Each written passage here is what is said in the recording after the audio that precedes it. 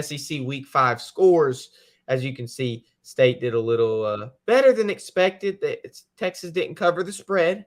It was 38.5, which was the most in history for the Mississippi State Bulldogs. But Texas didn't cover, so we looked pretty good. And but you know who looked pretty bad, Nate? Get him. Go ahead. Get him.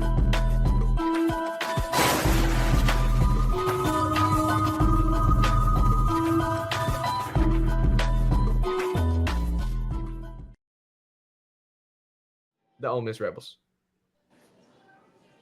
Oh, man. Oh, man. Look at this.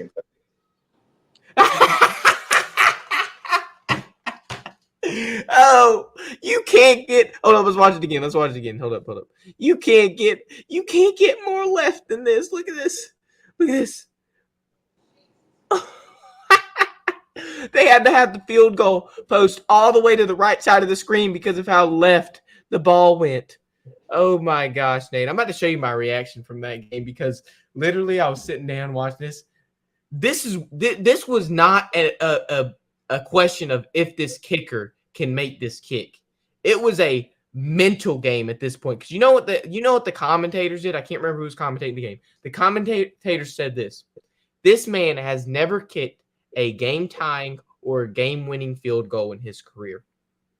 And I was like, yep, okay, he's going to miss it. Right when they said that, it's like, okay, well, why'd you say that?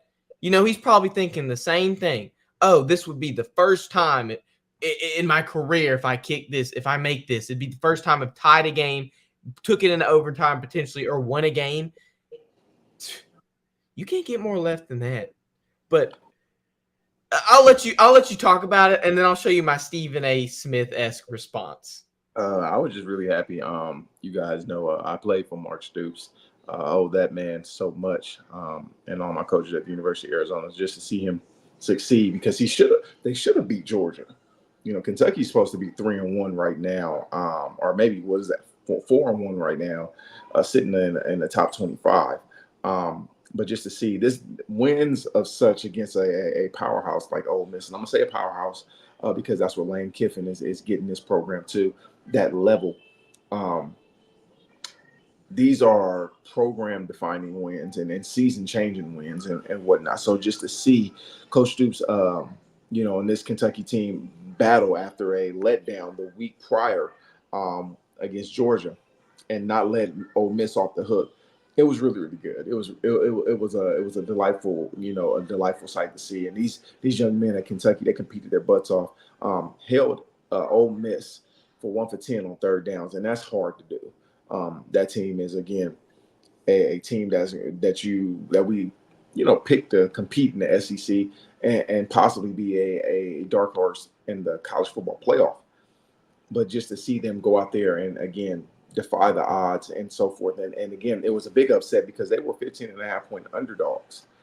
So just to see that happen, that's anything can happen on any given Saturday, and that's what it's about. And that kicker's name was Caden Davis. Ole Miss lost home to Kentucky 20-17. And was it delightful, Nate? Let me show you my response after that game. I sent this to my group chat. This was a Stephen A.-esque response. Hold up, watch this. Oh my God, you couldn't have us kicked it more left. Yeah, that was my reaction, Nate. Petty. You are worse than MJ. It was so funny. Oh my gosh. It's like he didn't just miss it. He missed it. He missed that thing. He could have, how Charlie Brown wants to kick it to the moon? That dude would have kicked it all the way to Mars instead. It wasn't even close to where it was supposed to go. I mean, you kick it to the moon, you might have the gravitational pull. That football was so far away, ain't no gravitational pull pulling that thing towards it. Oh my gosh, it was just so funny. Oh my God. Now, although State lost, it made the weekend so much better that Ole Miss lost at home. I apologize. I know I have a lot of buddies at Ole Miss. I apologize for this segment in my reaction to your losing, but you don't understand the joy it gives me as a Mississippi State Bulldog to not only have only one win this season, but to see Ole Miss lose to a 15.5-point underdog at home, where the Grove's supposed to be popping, Nate. The Grove is supposed to be, Ole Miss, they ain't supposed to lose in the Grove. That's where all the magic happens. And then you lose. You're petty. You're really petty. I might be petty, but Robbie better be here, because if you think I'm petty where now, you at? No, Robbie, where you at? I'm about to get you. He about to get you. So I'm about to be petty, because that Georgia Bama game, that might be the best game I've watched all season so far. And we only 5 weeks in. Look at that. SEC week 5. Week 5. We got till January of college football. We got 5 weeks and already getting these type of games. Alabama beats Georgia 41-34. Hold on, I'm on full screen for this. 41-34 in Tuscaloosa. I came into that game thinking Georgia was going to beat Bama by a possession or maybe 10 points. It was going to be a close game. It was still pretty close. Alabama was up. I think 33-7, maybe 30-7, going into like the third quarter. They were up 33-7 at one point. To see Georgia almost come back. Georgia had the lead 34-33. Let me show you something real quick. Ryan Williams. Hold up. I want to point that name out. Ryan Williams. And this is going to be in Robbie's nightmares. This name is going to be in Robbie's nightmares for the next 4 years or 3 years or however long he decides to stay in college. He's a freshman. He's 17. Nate, he's 3 years younger than me. 17 years old. He skipped a grade to go to college early. Look what he did in one of these plays. Like 30-15. Sorry, it was 30-7 then. Feels 30-15 right here. Oh, when I saw this, I was in a Bops. I was at Bops, Nate. I was at Bops eating ice cream, and I had my phone in front of me to watch this play. And I went so crazy. There was probably 10 people around me. All of them all looked at me like I was insane because I saw this on my screen. Look at this. Oh, man. It's just like, no Diddy, but it's just like. Thank you. You can't get better than that. And he didn't just do a play like that one time, Nate. Georgia was up 34-33 at one point in the game in the fourth quarter. Think about that. In Tuscaloosa. All the Alabama fans like, we're up 30-7 and we're about to lose to Georgia. You got to be kidding me. How are we going to let a lead like this choke? Let me show you what happened the next play after Georgia was up 34-33. This is 1st and 10, Nate. The next play, Georgia had the lead for 13 seconds. 13 seconds. This was the very next play. Ryan Williams, you remember that name, Nate? Yeah. This is him again. 75-yard bomb. The very next play. We thought Georgia was going to eat, right? But, oh my gosh. And of course you go for 2. I mean, they want to win this, Nate. They want to win. They don't want to tie with Georgia. They want to win. They go up 41-34. Georgia doesn't close that anymore, and Bama wins. This is Kirby Smart since 2017. These are his statistics. Everyone but Bama. He's 88-6. Versus Bama, since 2017, he's played them 7 times. 1-6 since 2017 to Bama. He beat Bama one time. He beat him in the important game. He beat him in the game that counted. But let's just throw this out there. This was a different Bama team because we're so used to Nick Saban being running things there. So it's when Georgia and Bama plays, it's basically you're playing your big brother or the twin brother. No different than you and Tanner. So this is a different team. Same players, but different, different coaching staff.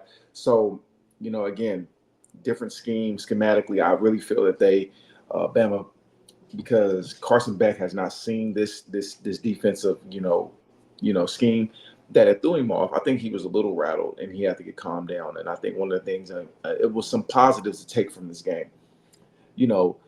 Kirby Smart is an amazing coach, amazing at what he does as far as correcting and settling his guys and have them, primed and ready. Because that second half, he made the adjustments. Those guys went out there, competed, and I feel that Alabama, in a sense, they went out there and punched Georgia in the mouth and then, started to, again, take their foot off the gas. In situations and games like this, you have to have the mentality of Michael Jordan. That means when he smelled blood in the water, he was going for the kill, and you can't allow your foot off the gas. You have to go with a killer instinct and killer mentality every quarter, every play until the clock reads 0-0-0-0. There's no excuses because they were up by 4 scores.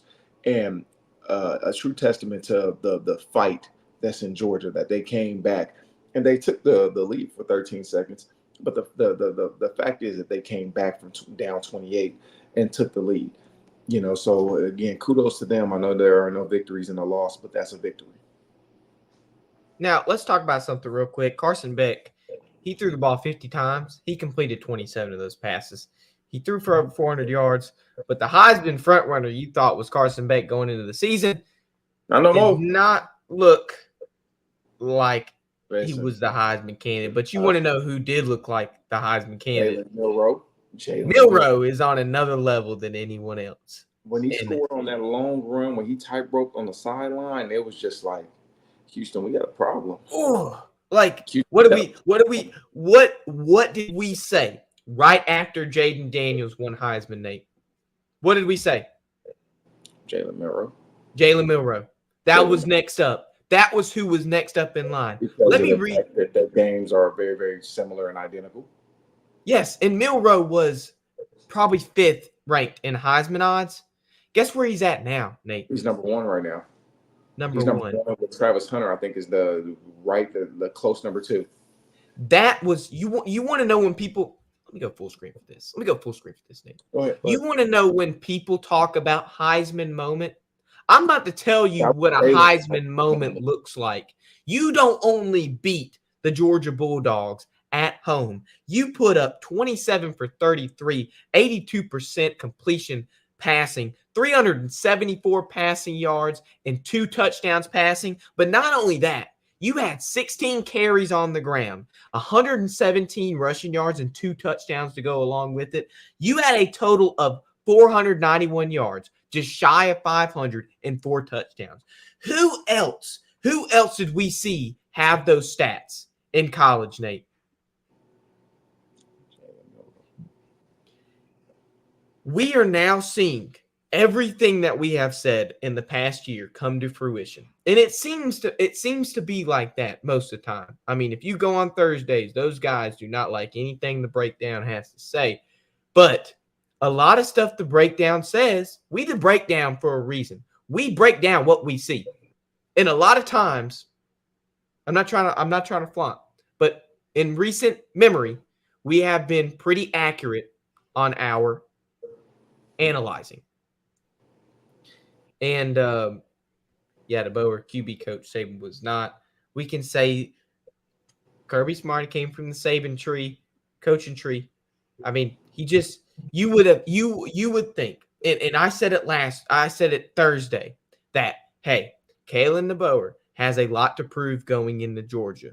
He has to make the statement of, hey, Alabama fans, hey, Alabama coaches, hey, everyone, this is why Alabama chose me to succeed, the greatest college football coach of all time. This was not a circumstance. This was not a guess. This was a educated decision of who was supposed to succeed, the greatest coach of all time, and it was me. And now you see why.